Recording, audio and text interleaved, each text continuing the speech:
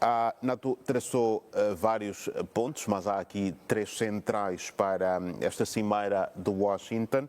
Passo a citar alguns deles, no caso os três principais, que são a defesa dos Estados-membros e a dissuasão dos aliados, o apoio também aos esforços da Ucrânia para se defender, bem como o fortalecimento das parcerias globais da NATO, especialmente no Indo-Pacífico. De forma panorâmica, como é que olha para estes?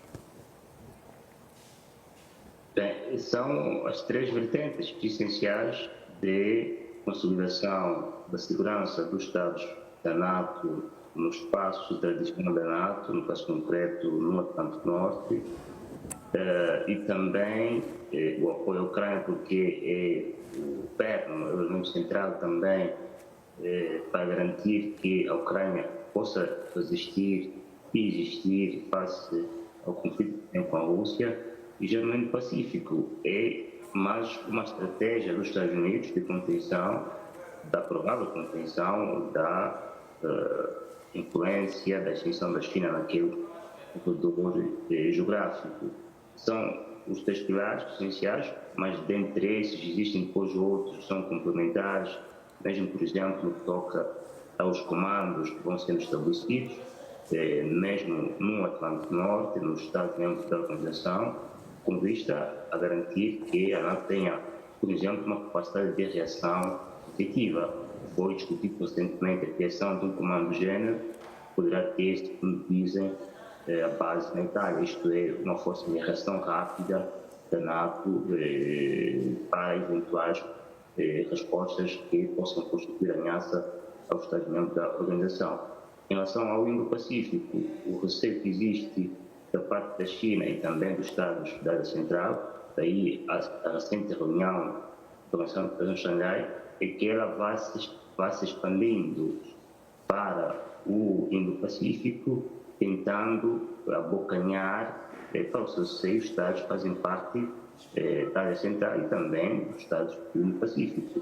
Começar eventualmente pelo Japão e, quiçá, também para as Filipinas, ou seja, os Estados mais amigos da influência ocidental naquele espaço, incluindo também a própria Austrália. Se isto acontecer, poderá eventualmente causar uma reação da parte da China, que poderá deitar por terra a sua estratégia de não aliança, porque a China tende a não estabelecer alianças militares.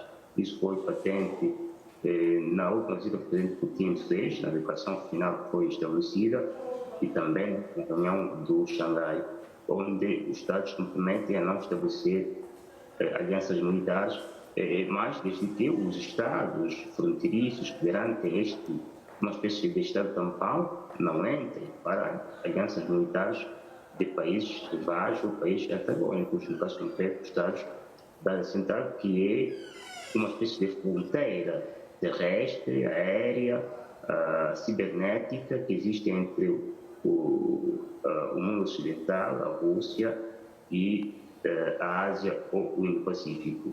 O receio existe que isto possa acontecer, e se houver esta constituição de alianças antagônicas, enfim, está-se a criar um mundo cada vez mais antagonizante, não é? Cada vez mais confrontacional, cada vez mais conflitual, não é? Com o risco que depois qualquer incidente possa levar a um conflito direto entre os blocos antagônicos. E só para complementar essa ideia de alianças militares, desde o fim da Guerra Fria nunca houve tantas alianças militares como agora. Foi constituída muito recentemente, foi em 2021, chamada Aliança AUKUS, isto é, Estados Unidos, Austrália e o Reino Unido, que vão permitir que a Austrália tenha submarinos nucleares, a propulsão nuclear. Foi estabelecida uma aliança recentemente entre um pacto de defesa coletiva entre a Rússia e a Coreia do Norte. No dia 6 de julho, os três Estados da África Ocidental estabeleceram também uma sua aliança, chamada Aliança dos Estados do Sahel, composta por Mali, Burkina Faso e Níger. E agora, eventualmente, vamos analisar aqui também essa aliança que o Japão vai estabelecer com as Filipinas.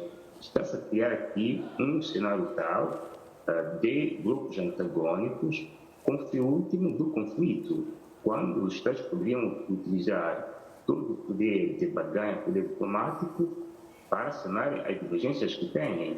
Porque se houver conflito, esses Estados não vão sair vencedores, invictos deles, né? Porque atingiram um poder tal de autodestruição que sairão completamente destruídos do conflito. Enfim, é o cenário atual do mundo cada vez mais revolucionário, com os Estados que estão a desafiar a hegemonia que existia ou que existe desde a Segunda Guerra, do fim da Segunda Guerra Mundial, e creem que, estabelecendo alianças militares, podem chegar a ter a melhor sobre o seu território rival. Mas o risco que existe é mesmo o de um conflito sem vencedor, caso estes grupos antagônicos continuem a ser constituídos, e caso também esses grupos saiam do papel para a ação.